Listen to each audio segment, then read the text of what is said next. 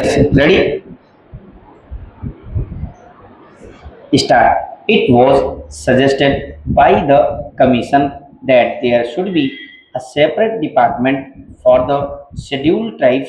This matter was considered in the conference, but it was generally felt that if the scheduled castes and the scheduled tribes are separated, to be dealt with by different departments, there will be a good deal of duplication of work because two sets of officers will have to traverse the same area and more or less consider the same problems.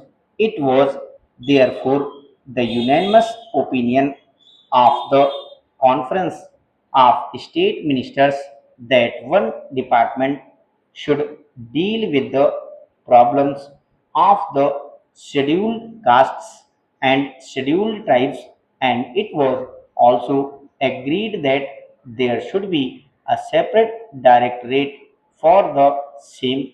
If there is a separate directorate, then it can concentrate on problems concerning the scheduled tribes.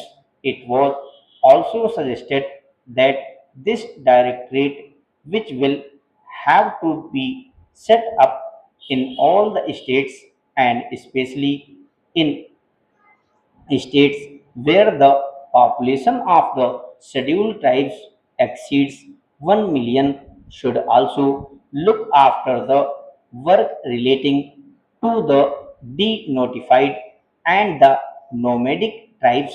In addition to, as I said, the work relating to the scheduled tribes, the conference was in favor of having tribes Tribes Advisory Council to advise on the protection and development of the scheduled tribes in all the states and union territories, whether they have scheduled areas or not.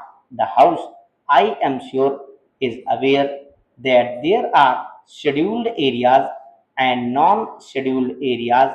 Even in non scheduled areas, a large number of scheduled tribes live, but for the special programs, we have decided to concentrate on the scheduled areas first. I shall come to that point later on, but I am merely mentioning that the scheduled tribes live both in scheduled areas and in non scheduled areas. It was decided that wherever at present there is a combined reservation in the services for the scheduled castes and the scheduled tribes, separate percentages of reservation should be fixed by the state governments, and it was agreed that the state governments would instruct all local authorities like municipalities, panchayat samits, jila parishads, etc., to follow the policies laid down by them in regard to the representation of all scheduled tribes in the services. It was decided to have a small committee of officials from the tribal welfare department and the different departments at the state level to ensure coordination. The conference also agreed that there should be a section under the Chief Secretary for evaluation of the tribal welfare program. If all these and other decisions taken at the conference are implemented with speed, as it is hoped they will be, there will be considerable improvement of the conditions which exist at present. I also want to mention, Madam, that we were told in the conference that this work was going to be entrusted to the Zilla Parishads and Panchayats, and some of the schemes which have to be implemented in the rural areas will be executed by the Panchayats and the Zilla Parishads. Well, I welcome this suggestion, but I only wanted to caution the district authorities and the state governments not to leave everything to the Jila Parishads and Panchayats and have no supervision and watch over their work. My fear is that because this will be a new work for them, they may not be able to bestow enough attention to the problems or the schemes concerning the scheduled tribes.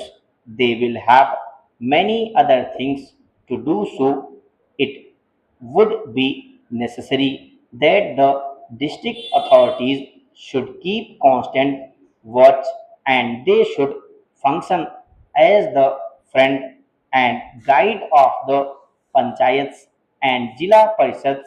Madam, there are two major schemes in respect of the scheduled tribes in the central sector of the program, which are controlled by the Ministry of Home Affairs and on which the entire expenditure is borne by the Government of India.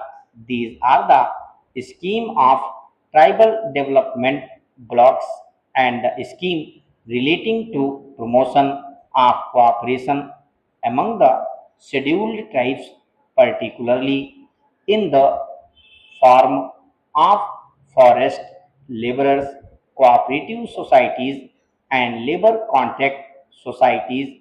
The Ministry of Home Affairs appointed a special working group on cooperation about a year ago, and its report is expected shortly. That group will make detailed recommendations regarding the organization and structure of the society and other matters pertaining to the cooperative movement in areas predominantly inhabited by the scheduled tribes.